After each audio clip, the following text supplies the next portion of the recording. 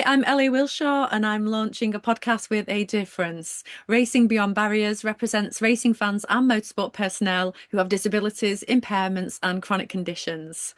Personally, I have physical and cognitive impairments caused by a spinal injury a few years ago, and if that wasn't enough, I'm on the spectrum too. So, my very special guest this week is motorsport commentator Chris McCarthy. Hi, Chris, how are you doing? Yep. Great. Thanks so much for having me on what is a very good podcast, doing great things for the sport. So yeah, really pleased to be on. Thanks for having me. Well, you're welcome anytime. Well, tell us about yourself, Chris.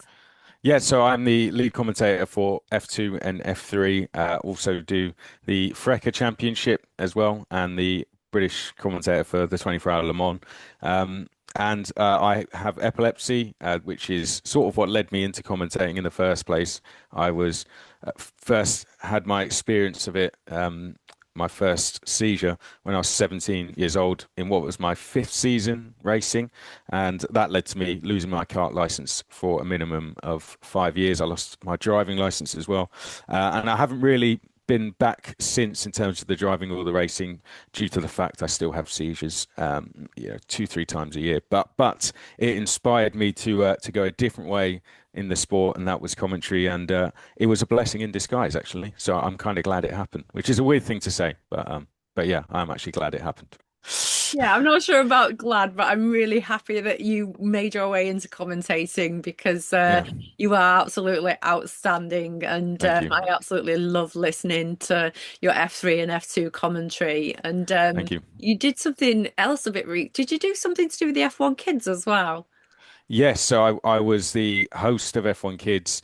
Izzy Browning's now the host. She does an amazing job. But yeah, I did that during the 2023-24 season, and then I've come back. Izzy wasn't able to do China, so I came back to commentate on the Chinese Grand Prix, and Kimi Antonelli was won that, of course, and I called Kimi the champion in FRECA. I remember him winning that when we were at Zandvoort, won it in style as well, and then commentated on him in Formula Two. So to see him win his first Grand Prix was a special moment, actually. Yeah, definitely. Yeah, well, there's a little bit more coming up about Kimmy shortly. Once you obviously knew that you couldn't drive anymore, how Mm. did you find your way into commentating? Yeah, well, it was all due to my college actually. I was there studying TV and film, and we had a project set for us to do a live production. I started college 1 month after I had my first seizure, so I wasn't the best person to be around at college. But that's kind of doing that live production just inspired an idea in me. I'd gone back to Wilton Mill circuit to thank the medical staff and see my team for what should have been the last time. But on the way home from that trip, I just, leaving the paddock, I just couldn't see myself, going my whole life without visiting one again. So I just came up with the idea, told it to my dad, and he said, "Yeah, absolutely, you should go for it." So I sold the idea to the college and the circuit that I'll come back and film the Wilton Mill club races, edit them together, post them on YouTube, and that's how it started, really. So yeah, all kind of from a college project, which is yeah, a little bit different, but yeah, it was really good fun. Yeah, that's awesome. And Wilton Mill is a fantastic venue as well It for is. camping. Yeah, Yeah, been there a few it is. times, haven't we, Uh, for the charity. Oh, I'm not going to yeah, say anything because there's now a rival podcast going on, so I'm not going yeah, to say any names on this. yeah, But Tim Sylvie, anyway. yeah. No, I raced at Wilton Mill for 5 years, won two championships there. So to then go on and become the commentator for them, and start this project was really good. Now they have a live production every month, thanks to the brilliant team at Alpha Live. But yeah, that was kind of the first time any races had been filmed there, really, on a club level. So it was nice to start this idea. But I enjoyed commentating on the recorded videos that we'd put together, me and my classmates. I enjoyed that more than filming. So I decided to just start giving it a go. I think the first thing I did was went to Wilton Mill when I finished college and asked them, could I be their live commentator? That got me a job doing the British Kart Grand Prix, which is yeah, everyone in F1 that's come through this country is competed in that. Lewis Hamilton won the first ever one, and so yeah, to do that was great. And Ollie Behrman was racing in it, so I then commentated his first F1 race for F1 Kids at Jeddah. So that was a real kind of full circle moment, which was Oh really yeah. nice. That's Yeah, absolutely wonderful. So you yeah, yourself has been have been a little bit active in raising awareness of mm, epilepsy and more so for younger people because obviously as you know when you are first diagnosed with conditions if you're not born with something mm, and you can develop conditions later in life like yourself and like myself mm, mine came from an accident. Um, mm, you now have your own sort of charitable event setting purple mm. sectors. So tell us all about that. Yeah, yeah, I'd never spoken about my epilepsy to people in the paddock, or openly shared that I had it, but I decided decided I wanted to do something along those lines, and I went and got some pictures at Hockenheim of me in a charity t-shirt, posted those, basically kind of explaining to people what, that I have epilepsy, I always have done, and the support I got off it was so amazing that I thought, yeah, let's try and build on this. So I went to the Young Epilepsy Charity and pitched them this idea of doing a sim racing event with the main I focus being the fact that we were going to give people with epilepsy a chance to go racing against professional racing drivers, members of the public, people from the paddock, and yeah, for that one night at least they could feel like the superstars, feel like the racing drivers, because if you have epilepsy, you can't race. So this is the only way we can do it. And the first event was such a success. Isaac Hadjar was there, which was amazing. And yeah, so after doing the first one, we thought we have to build on this and keep it going. So we've done two events now and raised close to about 40,000. So which is fantastic. That's been the whole purpose. Yeah, yeah, it was good to meet Isaac that first year and chat Mm, away to him. And also yeah, recently we had Jack Crawford there, yeah, and a big special shout out to Will McIntyre, and yes. from GB3, and Mm. also Crofty was there at the last one. Yeah, he was. So after the first event, I wanted to build on it, but I couldn't do that alone. So Neil Cole was at my event, and he knows someone. Yeah, he had his own personal connection to epilepsy. He doesn't have it himself, but has had family members that have had it.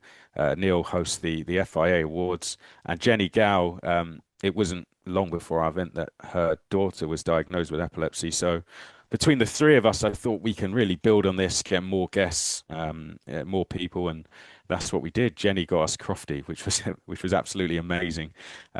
He spoke about it live on Sky Sports F1 as well, which was a real nice touch. And yeah, getting some of the F2 and F3 drivers was a focus for me. So having Jack Crawford there, yeah, was amazing. But we put together a really good team of people.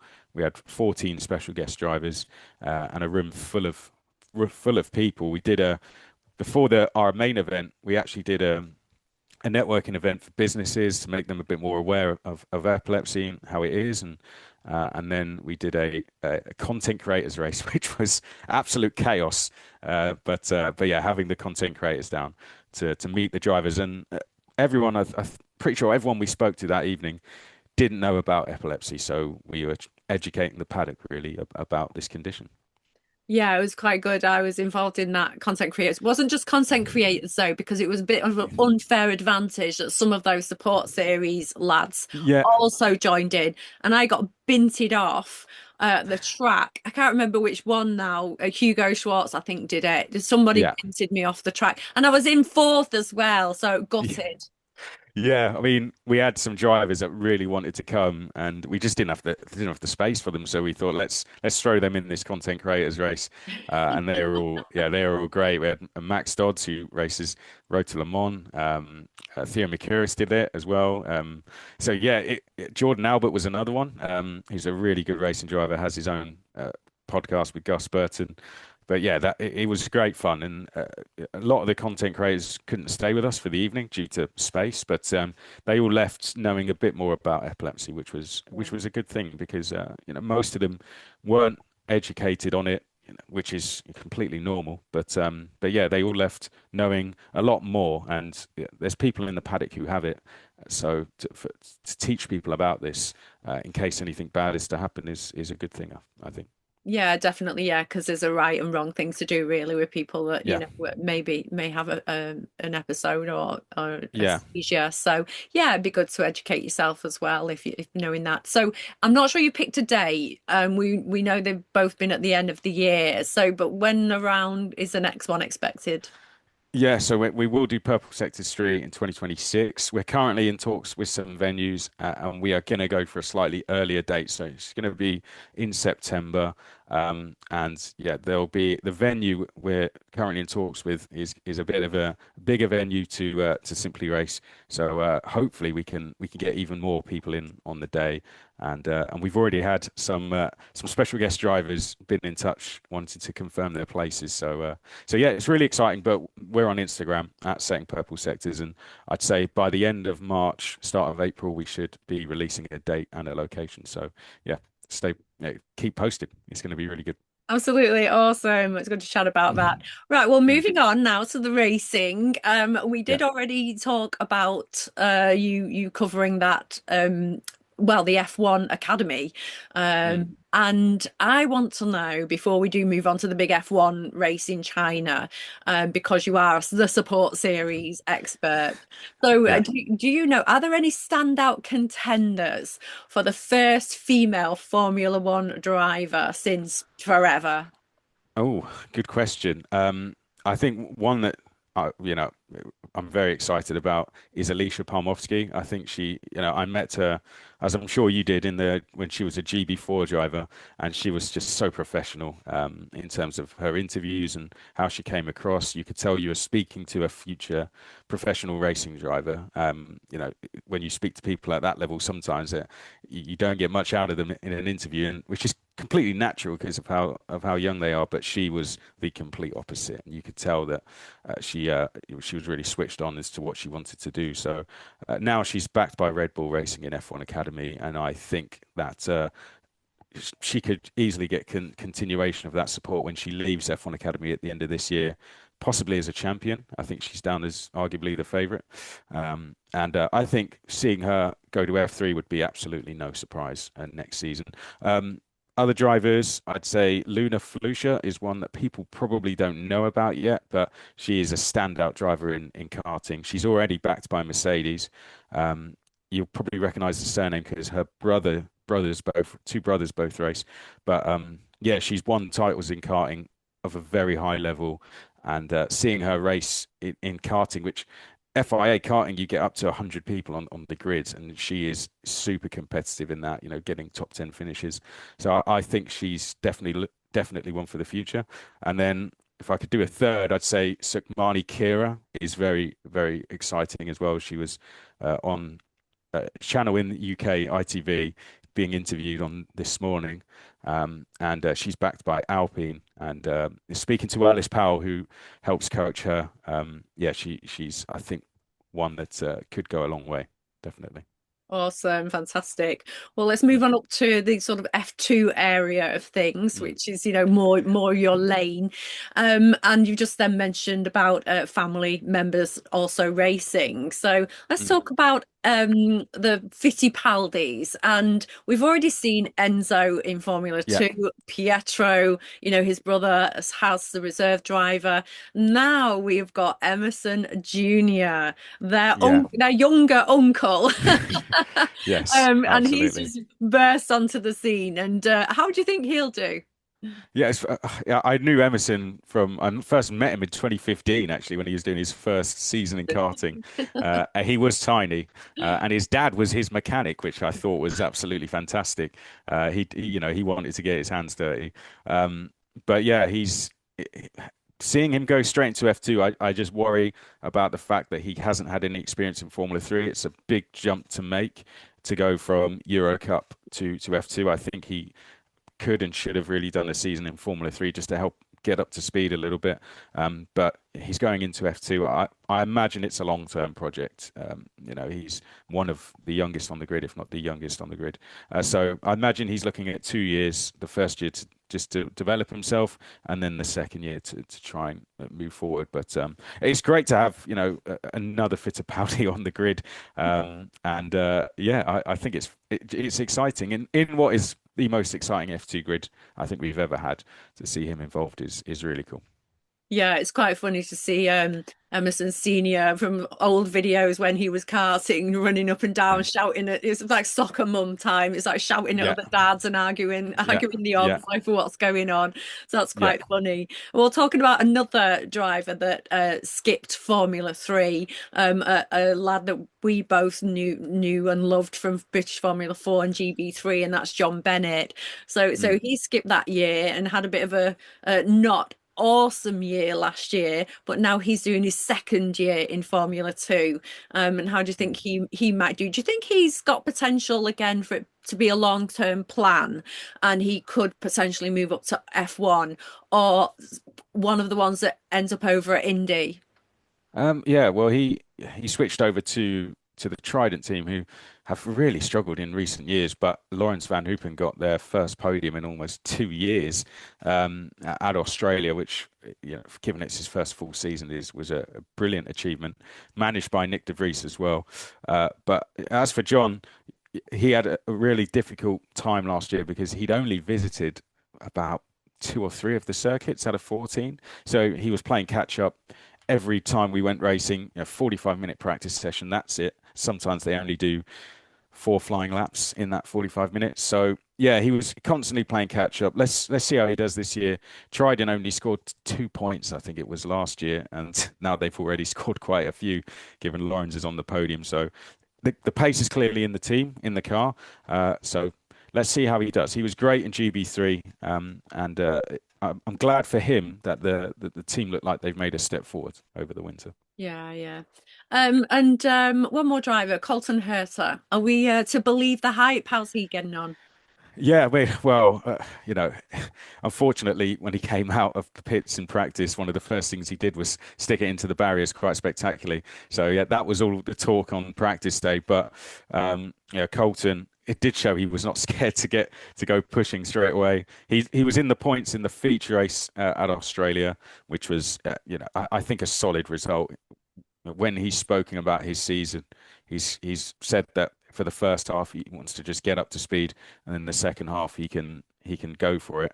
But Cadillac have put him there as a test. I don't think we've ever seen someone tested in front of the world like this before. But Colton was very quick in IndyCar. 9 times a winner, and I think personally, as the season goes on, he will start to take not just sprint race wins, but feature race wins as well. Whether he'll fight for the championship, I don't know, because there's some drivers in F2 that are going to be quick straight away. But I think he could get in the top five. Yeah, yeah, definitely. Yeah, it's good to see sort of the opposite side of that coin, and Dennis Hauger doing so well in Indy and already Yeah. being pegged to be a future champion. And we know and love Dennis very well, and we know Mm. how talented he was, and a bit of a lot one of those drivers for me that I was very, very gutted that he never made the step up to F1. But it's awesome to see him doing so well. Yeah, it really is. He started so strong. Caio Collet looked quick at Arlington as well. So I was pleased to see that for him. And then you look to the Indy next grid, and you've got the likes of Timet Kaharczyk, who's already taking podiums. So it's becoming more popular now that drivers from Europe switch over to do Indy Next, which is the support series for IndyCar, and then try and get a seat in IndyCar. So yeah, we've had few do it over the years, but now it seems to be becoming more and more popular that drivers are heading over there. Jack Beaton is over there doing it as well. So that's a nice thing to have, and IndyCar's in a stage where it really is trying to push forward and compete with F1. So yeah, I'm excited to see that the European drivers are going to give it a go. Yeah, me too. Yeah. Well, one last thing on F2 before we move on. Van Amersfoort have a new CEO and managing partner, somebody who pretty much all of us know very, very well, and it's Otmar Yeah, Zafnauer. yeah, He was top of his game in F1, and I don't know about you, but I think Aston Martin might miss him. Now, I know there are a million elements that go into a successful Formula One car, but since he's left, they've been on a bit of a downhill slope. So, just a bit. so could Otmar's partnership be a potential 12th Formula One team?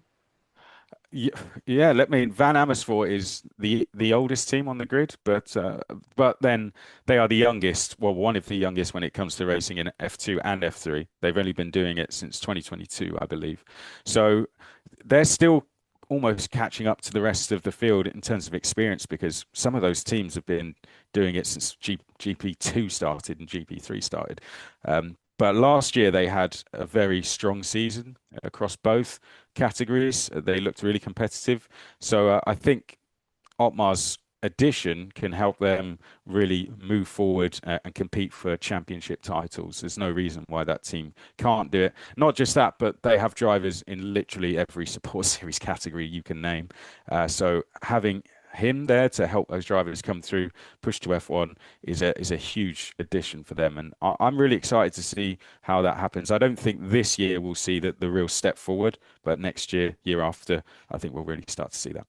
Yeah, yeah. I was lucky enough to meet Fritz van Amersfoort at the very end of 2021 when they brought those cars and they were doing the switch over from Mm, it was HWA, wasn't it? I think it mm. was. They were doing Yes, yeah, that switch and they took over sort of like their spot and that team. And and I got to know Fritz really, really well and his sort of right-hand man Rob, who, was an awesome, awesome person. And to me, mm, they're missed in the paddock. They've not been around for a year or mm, so, a couple of seasons. yeah, But yeah, I wish that with the history that team has and the success that they have had, and I think they've done really, really well anyway, to come as far as they've come.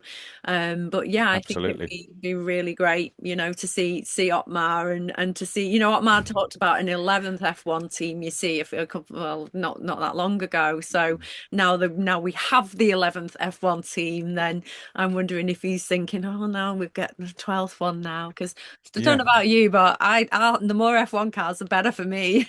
Oh, absolutely. High Tech were another team pushing for that as well. But he's got Nico Verone in his team in Formula Two this year, which is hugely exciting.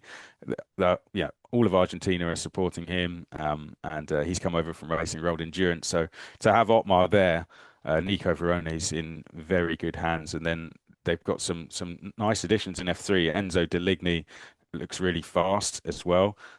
So I think he could be one. They won the sprint race as well. Bruno Del Pino, wasn't it, who won it?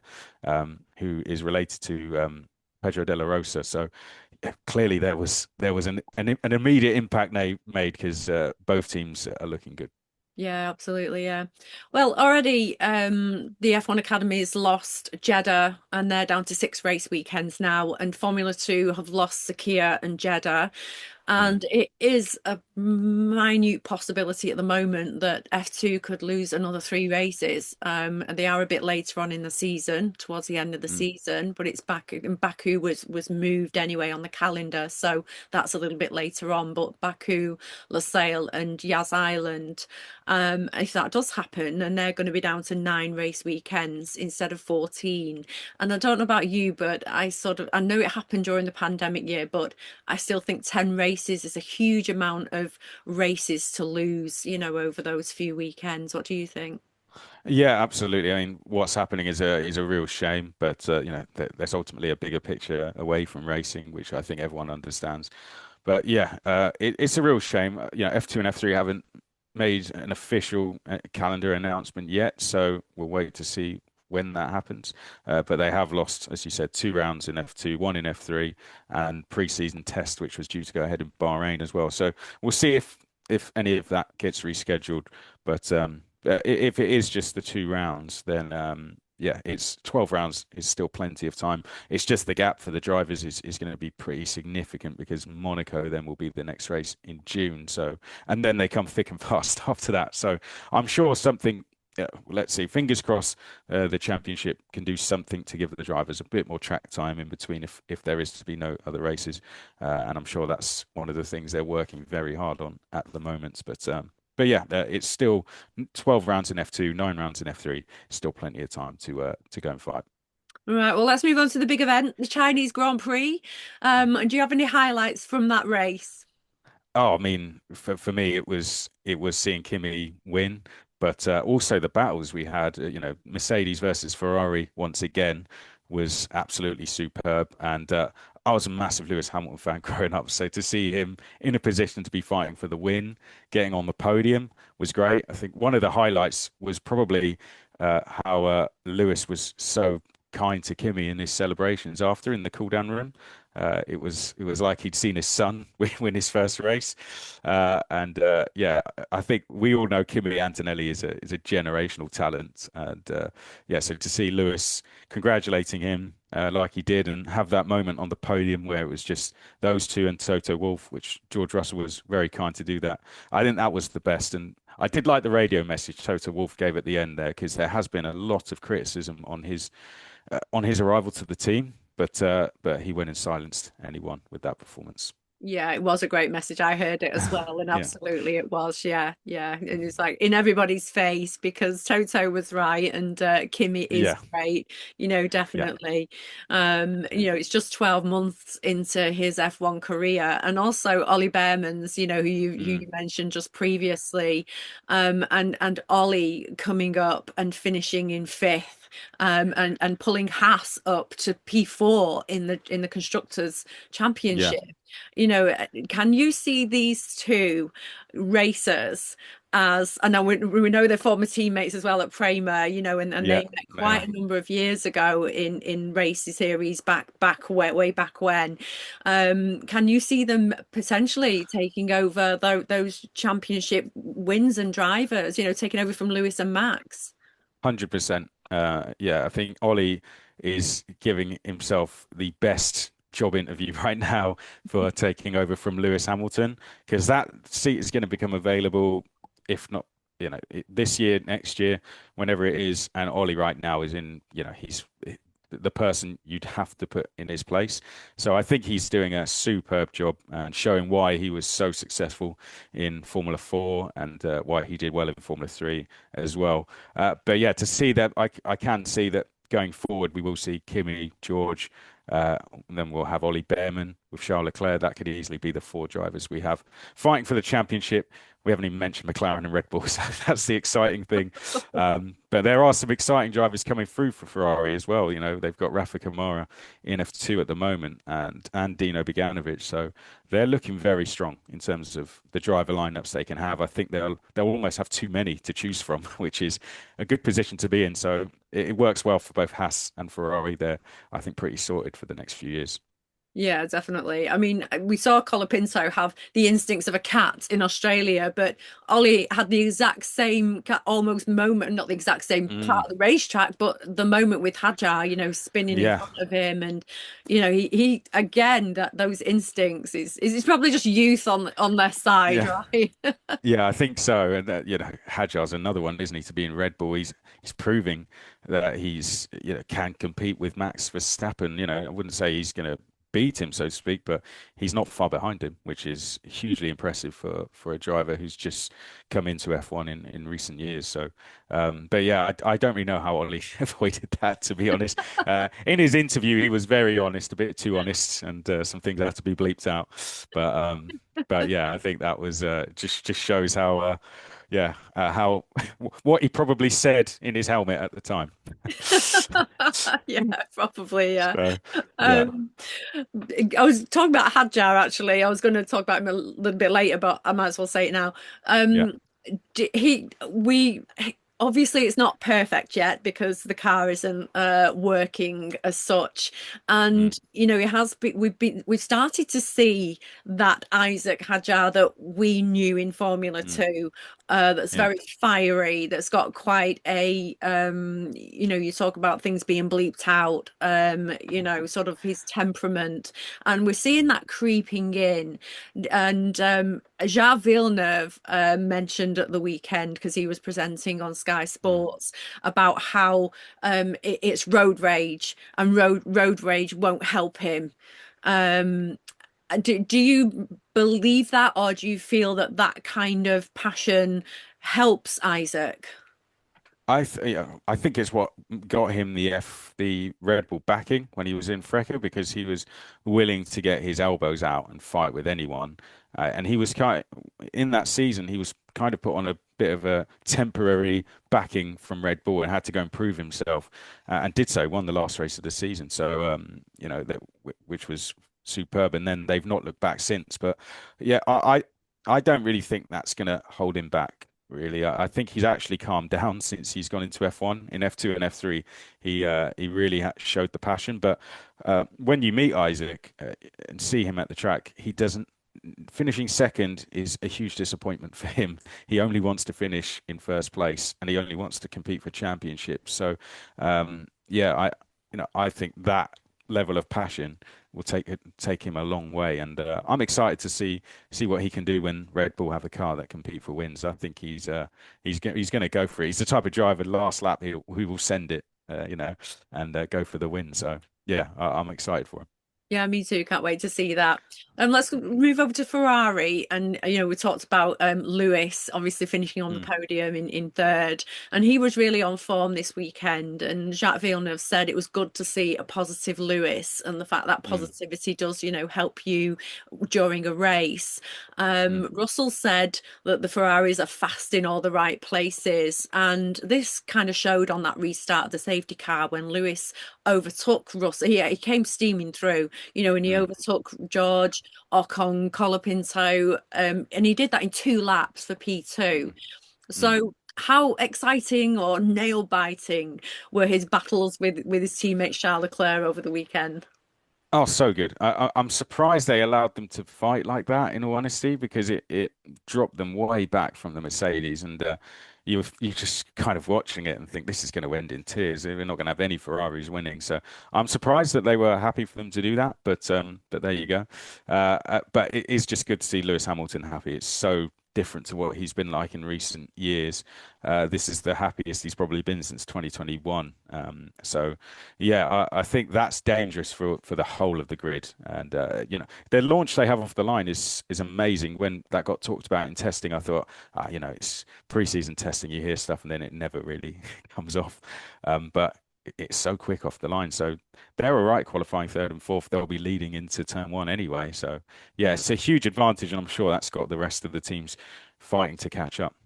Do you think Ferrari are right? Because some of the teams are trying to suggest changes to that start procedure because they didn't do their design the same way the Ferrari have done their design. So then the Ferraris are really quick. And do you think Mm. Ferrari are right to block that regulation change? Because they're the team that did put that effort in, that did kind of, Mm. do that starting procedure. Yeah, I mean, I think so. I think this is the biggest regulation change we've probably had in F1. So some people are going to get it right, some people are going to get it wrong. We had cars not even starting the race, didn't we? Both McLarens. So yeah, but I think they should be rewarded for their input they've done in the car, and I think it would be unfair really to take that away from them. So yeah, I think they've made something really good, and they should be rewarded for it. So there Yeah. you go. That's my personal opinion anyway. I'd hate to see that be changed.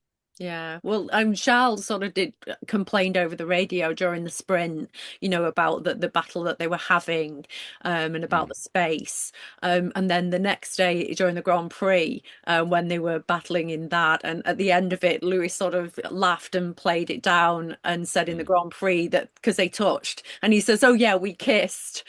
yeah, yeah. But could any major collision between them be the end of, like the honeymoon period?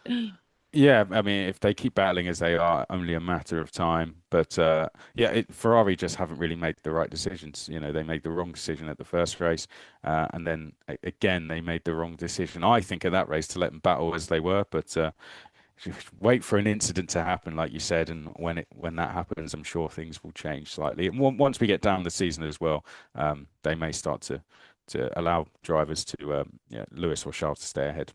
Yeah, yeah. Well, things are kind of looking up a little bit at Alpine. They've had a few bad seasons. And for me, I mean, I really rate Gasly. I think he's one of the most underrated drivers on the Mm. grid.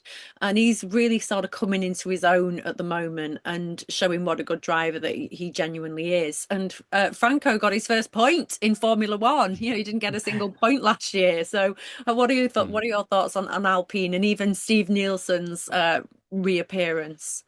Yeah, I mean, it's fantastic for Alpine the way they're going. Two drivers in the points. I'm sure it's been a little while since that happened for them. So yeah, Pierre Gasly looks really strong. I really rate him as a driver as well. And Franco just that will give him a huge confidence boost. I think with all the cars starting, it might not have happened, but you've got to get your luck sometimes. And I think that should take a little bit of pressure off him from the fans for a little bit, and should give him the huge confidence boost he needs to try and help Alpine fight for big positions in constructors. Hmm.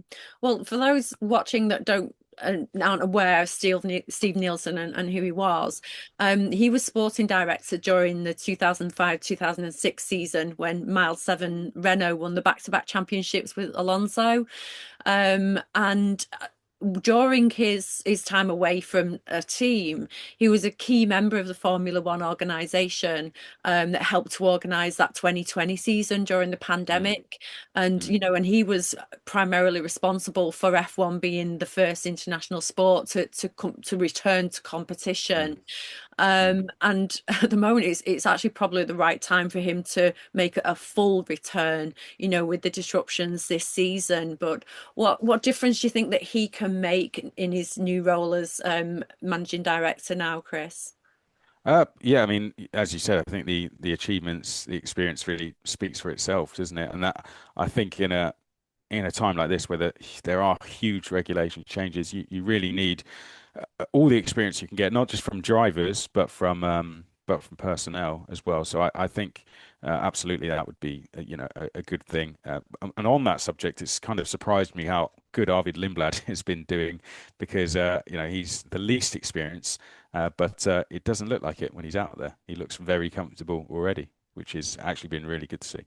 Yeah, I think it's really nice to see both Red Bull and the Racing Bulls just Mm, the drivers just settle right into their seats. And even though mm, there's still car issues, that the drivers aren't having issues. And it's quite reassuring to think, as you've said, that, even with Isaac, and I said this in last week's podcast, that maybe he's the first driver for quite a long time to be able to just drive that car as if it's not different.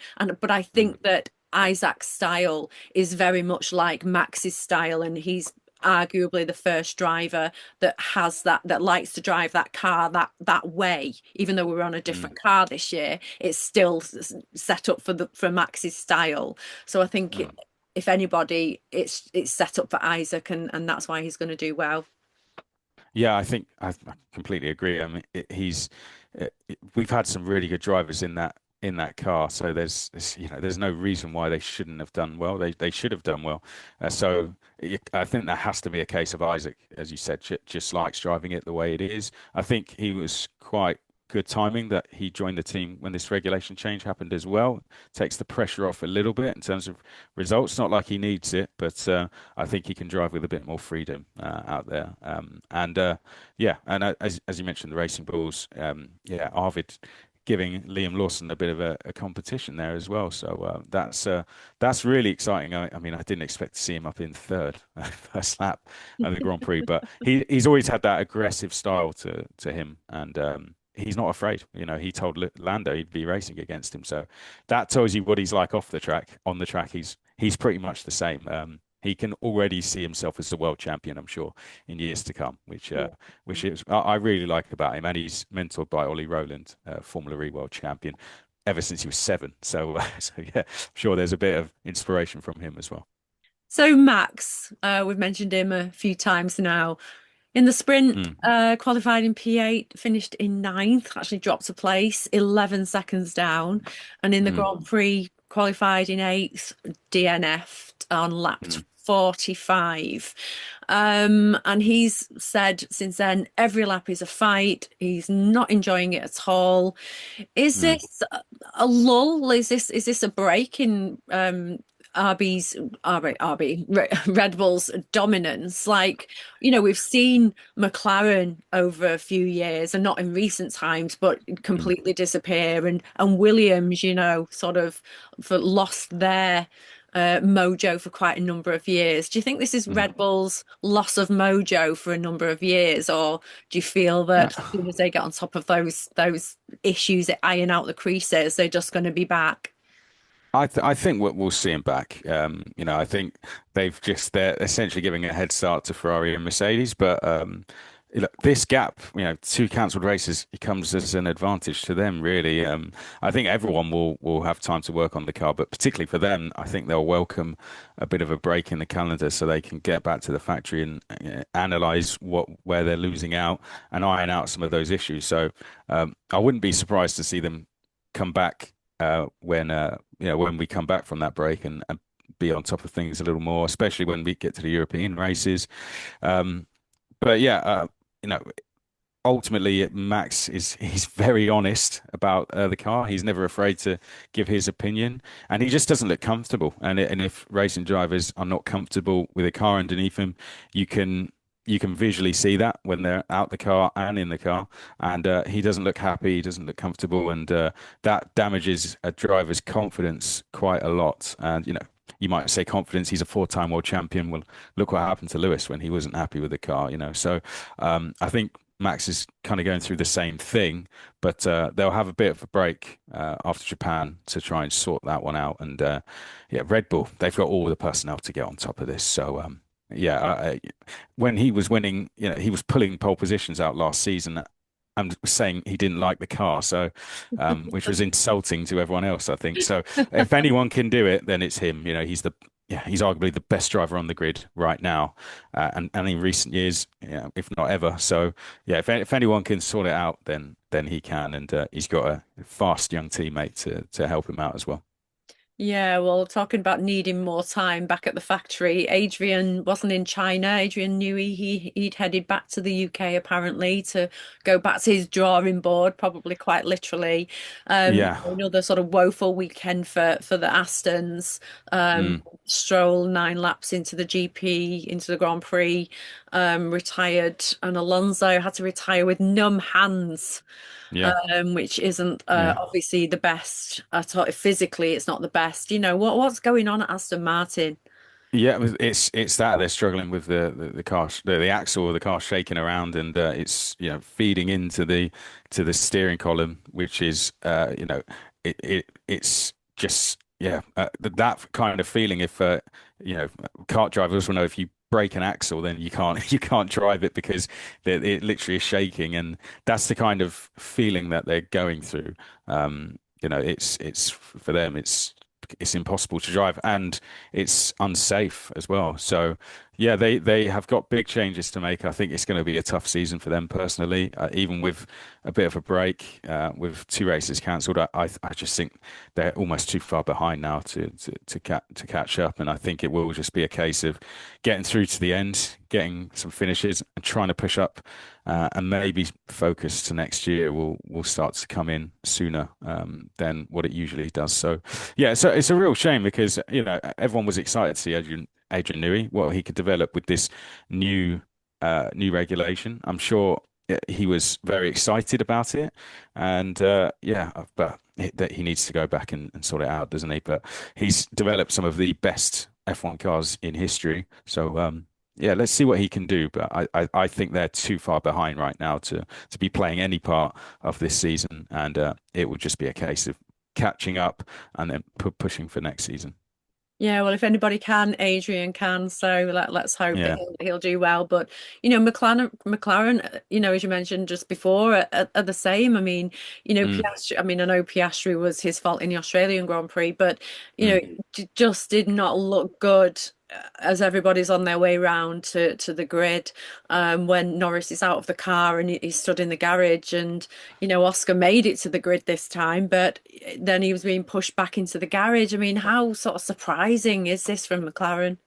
Yeah, ma massively. But they were in a position last year where they were fighting for a constructors' championship and a drivers' championship. Their first one for a long time. So whether that played any part in this, I don't know. That's pure speculation. If they didn't spend as much time as they usually do. But yeah, it's so strange to see them. We always saw Lando and Oscar, locking out the at least the front row, if not the second row, last year, fighting. They were the best car on the grid comfortably, and now they're struggling to even get started. So it's a real shame, but that's what everyone wanted with these new regulations. They wanted to see excuse me. Yeah, they wanted to see the field switch up a little bit, and that's what the regulations brought. It's challenged Adrian Newey, it's challenged McLaren and their development team. So the grid is now flipped over, and we're sitting Ferrari versus Mercedes at the front. And I think, as a fan, from a fan's point of view, I welcome that. We want to see it switch up a little bit, and we want more teams involved in fighting for the front. So it's kind of exciting in a way. If McLaren and Red Bull find their feet, then it could be any one of four teams winning every time we go racing. So I think that's a good thing for the sport, and we want to see cars. You know, F1. When you think back to, when people say looking back to the the old days, if you like, it was a case of just finishing, let alone winning. And now that's kind of what we're seeing with this new regulation. So I personally really like the fact that stuff like this is happening. I think it's tested, that shows how big of a test it's been. And I think it proves that this regulation change, in terms of the competing on the field, has been a success. Yeah, I mean, I think there are some people under the impression that Formula One has just always been, full of excellence. But, that year when Senna and Prost in 1988, won every race bar one, and they were Mm, dominating so much with that car, with mm, the MP44.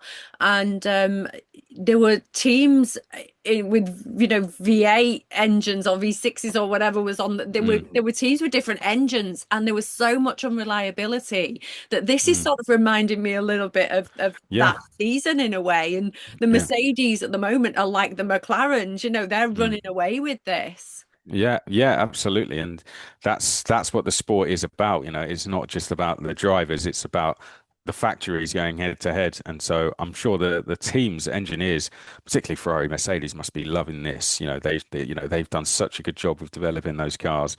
And that's what we want to see, not just a case of everyone's going to finish comfortably unless they crash, a bit of a test on the cars.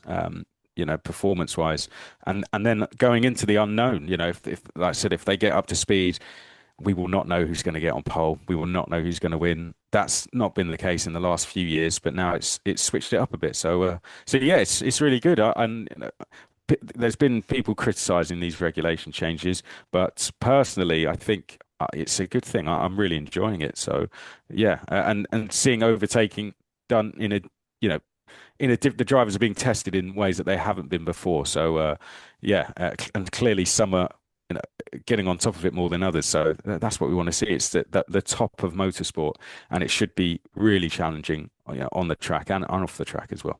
Well, I mean, you know as well as I do, more than I do, that the Mhm. support series and karting, it's such close fighting, it's such close Mm. close Yeah. racing, and then when they get to F1, it's like it's not to me, it's not felt like racing for quite a number of years in F1, not when you watch the Mm. support series and see what real battles are on those Mm. tracks. Mm. And so to me, it's almost like I think that's probably why the younger lads are excelling a bit because Yeah. they've just stepped up from that real competition, Mm. and they're just going straight into it. It's all they know. Yeah. Yeah. Precisely. F2 and F3 provide some of the best racing on a weekend. When you go and watch a Grand Prix, That's I think has always been the case, and it is still the case this year. But F1, there's a lot more overtaking than what we're used to, and we don't just have Mercedes running away with it, Red Bull running away with it. We've got a real fight on our hands this season, and whether you enjoy the overtaking element or not, that should be something that we all enjoy. And I think as we go through the season, it will naturally get closer, and everyone will get their head around strategy, and there will then have to be big overtakes being made. But for now, it's really fun seeing them try and work it out in front of millions of people, and I think that's a really good thing. Yeah, and we're talking about drivers and teams that have been very successful, not starting races, let alone Mm, finishing them. But yeah. even though they're not in the point shed, Cadillac, Bottas, and Perez, I mean, they've both completed both Australia and China. They've finished both races. Yeah, they're out the points, but they're Yeah. finishing. Well, that's it. For them, you know, they've not been naive enough to come to this season and think they're going to fight for podiums and points straight away, in particular. So for them, it is, a case of let's just get to the end for now, and then hopefully as the season goes on, we can start to get in the points. It's a long-term project for Cadillac. They're not coming into this thinking that they're going to fight for championship straight away. So, but to see them both make it to the end, as you said, they've done a better job than the likes of McLaren, which is something I never thought I'd be saying out loud. So yeah, that I'm sure they're taking as a massive win for them that they get into the end, and they've got two very good drivers to help them do this as well. So yeah, let's see how they get on throughout the season. It's a long-term project, but I think if they can get in the points a few times, they'll be very happy. Yeah, yeah. I was thinking about China because Mm, I've been on the sim on it. I've been on all the tracks, all the mm, circuits on the sim, and I actually really liked China. I really liked mm, between turn one mm, and four, that initial, mm, sort of weaving around, and then even the long straight up to turn 14. And mm. so it made me wonder if you have a favorite circuit that you've either been to, raced on, you like on the telly, or you Right. want to attend. My favorite circuit, when I commentate with Frecker to go to is Red Bull Ring, just because I think the circuit layout is brilliant. Yeah, it's not short of being a big square basically, which is fantastic. Long straights for overtaking, which in Formula Regional is really good, and yeah, I think facilities wise, it's superb as well. Not just that, but best hotel of the season with amazing food, amazing views, and that plays a huge part, as you know, when you're working in the sport. So it's the one I enjoy going to most because the commentary box is immaculate, air conditioned, which is not always the case. The circuit always provides good racing, and then at the end of the evening, the hotel is absolutely amazing. I'm going to that for the first round, and honestly, I cannot wait. Of all the circuits, that's the one I enjoy going to the most. Other ones, Hockenheim is very good as well, which is a shame it's not on the current calendar because I love that circuit.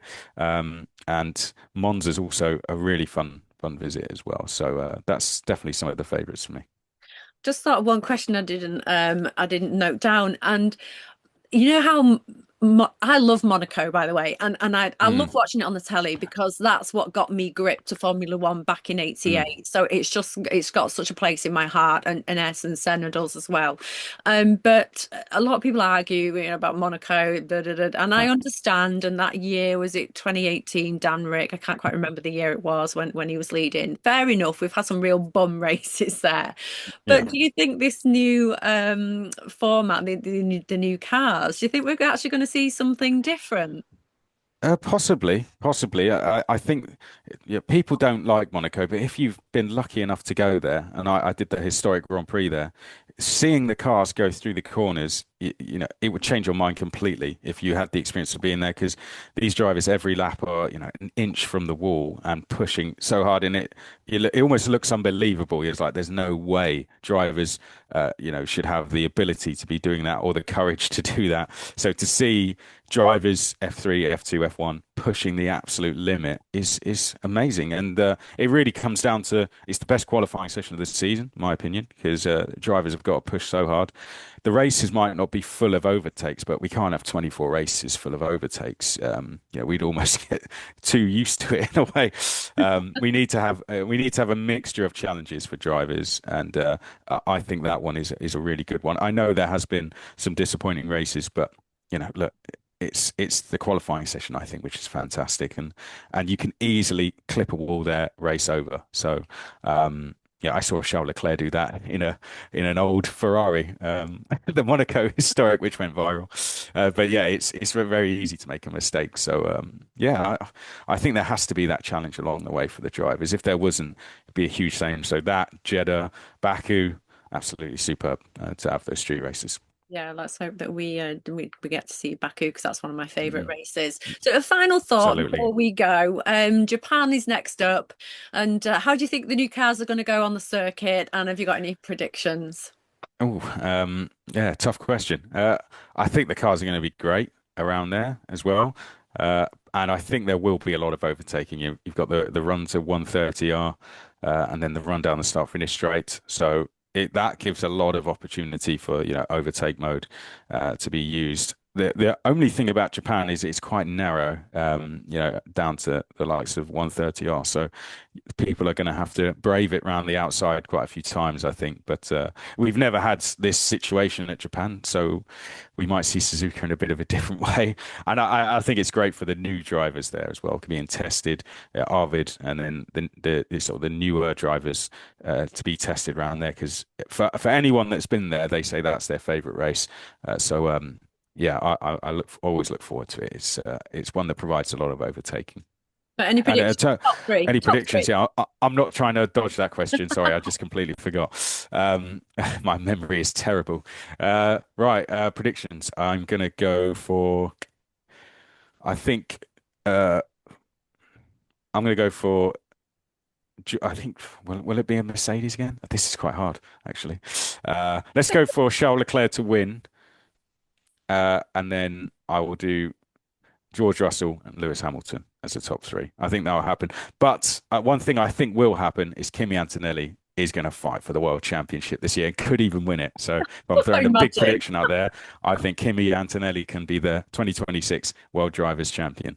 Let's go for Oh, it. Lewis Part 2 winning in his second year. Oh my Yeah, gosh. yeah. Wow. I wouldn't put it. Lewis Hamilton did it, and had the Exactly. car underneath him, and Kimi Antonelli has the ability to be that level of driver in terms of Lewis Max, and I think he will surprise people in coming out and really being in a battle for the championship this year, and I think he could even win it.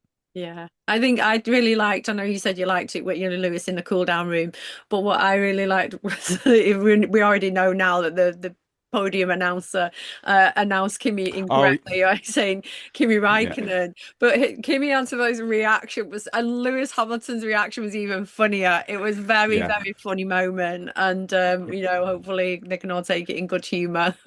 Yeah, I mean, yeah, it was brilliant, wasn't it? But I take that as a compliment. A world champion being mistaken for that.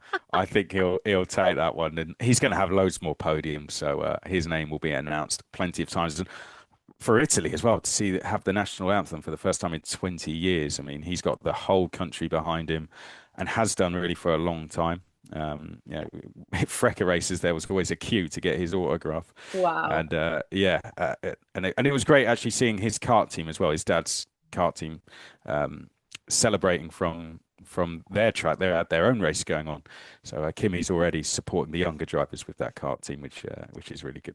Excellent. Well, that's a nice place to stop this then. Talking about Kimi Antonelli, and well done to him. So please have your say at home by liking and sharing online, and also sharing your experiences as a racing fan or someone who works in the motorsport industry. If you do have any disabilities, impairments, or chronic conditions, my hope is to make a start on some changes that I feel may be necessary for greater Mm. inclusion of disabled people in motorsport paddocks and in fan zones. Now, my next episode will be after the Japanese Grand Prix. Thank you so much for joining me on Racing Beyond Barriers podcast, Chris. You're welcome. Thank you for having me, and keep up the great work you're doing Thank as well. you. And thank you all for watching as well. And I will see you all next time.